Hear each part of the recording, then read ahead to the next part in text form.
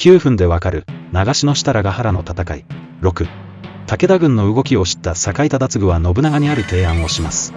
深夜に別動隊を出陣させ、南の険しい山地を経由して長篠城近くの飛ヶ巣や的砦に奇襲を仕掛けようというのです。飛ヶ巣や的砦を陥落させられれば、長篠城を救援すること、武田軍の退路を断つことができます。信長は忠次の提案を受け入れ、支度をするよう命じます。20日深夜に忠次をはじめとする別動隊は出陣し、南の険しい山地を進んで飛ヶ巣や的砦に向かいました。